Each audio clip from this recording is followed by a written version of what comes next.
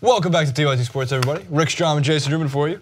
UFC 216 should be getting off to a good start, but today, some worries.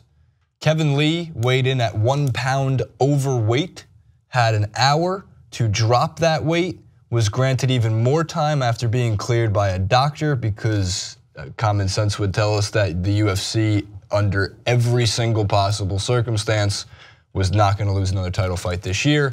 He ended up making 154.5. 154.5. 214. What number is in my head? So he was about half pound under, which is fine. That counts. Lee versus Ferguson would go on. Rick, this brings up a million different talking points, but the first, and I think the most concerning, has to do with weight cutting. Yes, completely. Firstly, the doctor was with the NSAC. So this wasn't an independent doctor. Ariel Helwani, who was on the scene and was live streaming this off of MMAfighting.com. Phenomenal work that they do. Hopefully we'll get Mark Raimondi in one of these days for MMAfighting.com. So great work that they're doing. It was an NSAC doctor, and yes, they gave him 1 extra hour. Now, what I necessarily didn't understand was Kevin Lee was gloating this past week about weighing 174. Why not get your ducks in a row to not make yourself sound like a tough guy? And I don't hate Kevin Lee. I'm just saying, why try and make yourself sound so cool and a tough guy and be like, yeah, I'm gonna have a weight cut, but it's cool. Clearly it wasn't.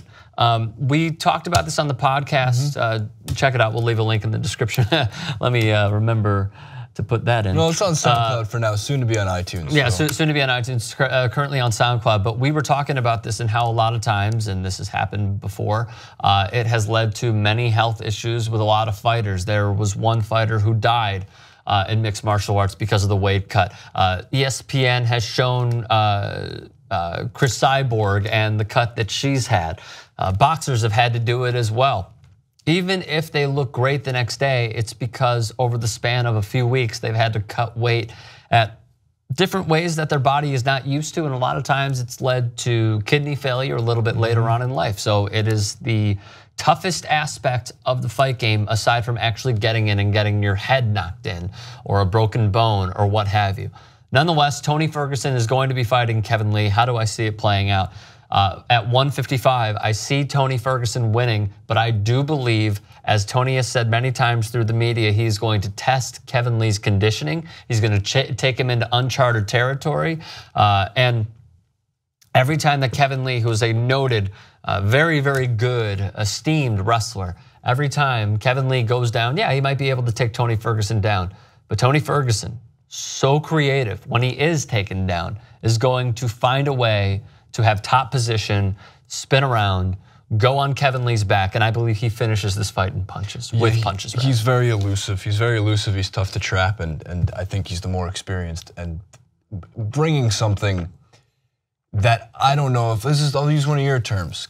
Tony Ferguson has more in his tool belt. He has more in his toolbox. More tools in the toolbox. He's how many?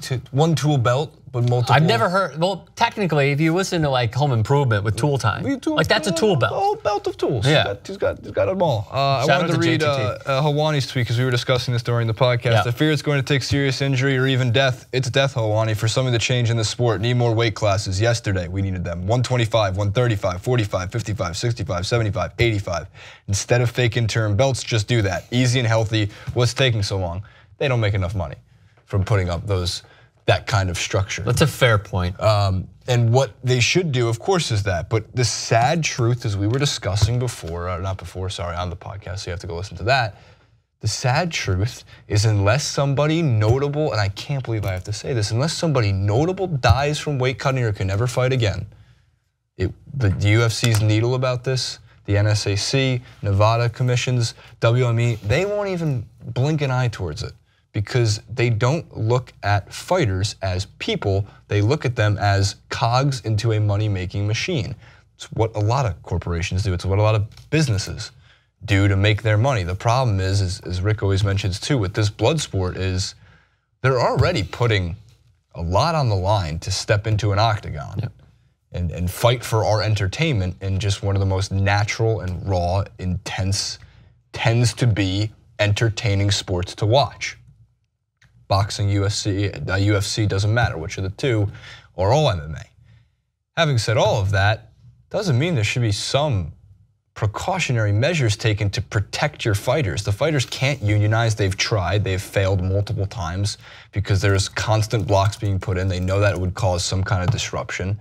And the UFC and Dana White has kept a stranglehold or a chokehold or a rear naked choke hold of pretty much everything under the umbrella that is theirs. They've been able to do this very well. They don't really have much of an outside influence like what a union would do, like in other sports, how there is collective bargaining agreements and why sometimes we see holdouts in respective sports, because they've had authoritarian control over it, which is how most commissions for sports would like to work. If you gave Goodell the option to say, every decision is my decision, everything under my umbrella is mine, you can't have any say over it. I decide what sponsors you have, a la the UFC, like the Reebok deal. I decide how much money you get paid. I decide on everything. Well, that eventually leads to something being called completely unfair. And the fighters, the only way, there's one way they could ever fix these issues with weight cutting. There's only one way they can fix the issues with unionizing and starting to get more protection. They got to stop fighting.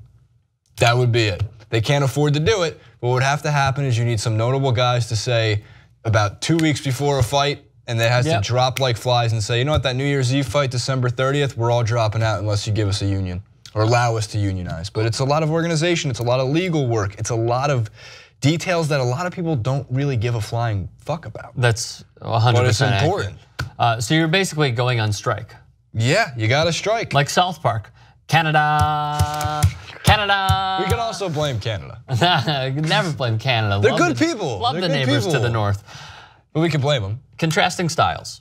Yes. The UFC has one sanctioning body, I guess you could say. It's the UFC, obviously. In boxing, there's the WBA, there's the WBO, there's the IBF, there's the IBO, the Ring Magazine, HBO. There's 7 sanctioning bodies. Just a lot. Nonetheless. What's your favorite one? You have a favorite body? Favorite sanctioning body? Do I have a favorite? Power ranking the sanctioning bodies. I do not have. I like HBO. I've called them out many times, so I can't say that I have one favorite.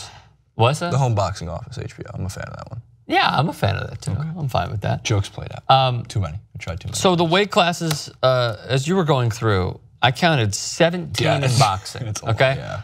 8 in the UFC. Let's find a way to meet in the middle here, people. I agree. I agree. I agree. The UFC needs more and boxing needs less. Way less. Here's what boxing has, okay? Just contrasting styles. 135.2, 135.4, nope. 135.6. Mini flyweight, 105. Light flyweight, 108. Flyweight, which is all 4, 112. Super flyweight, 115. Here we go. Bantamweight, 118. Super bantamweight, 122. Featherweight, 126. Super featherweight 130. Like you catch. It's every 4, right? You catch my drift. No, super featherweight 130, and then lightweight 135, super lightweight 140, welterweight 147. Now we get a little higher. Super welterweight 154, middleweight 160, super middleweight 168, light heavy 175, cruiserweight 200, and then heavyweight more than 200. It's too many. Yet in the UFC, there's too little. So what I think they should do is add 3 weight classes in the UFC and take away probably 5 in boxing, and that way it could be a little bit more competitive in both sports. I agree. We're gonna fix the UFC. We're gonna do it ourselves. Try. Gonna do anything around here, you gotta do it yourself. Wanna go fix the UFC? We'll be back next week after we fix the UFC.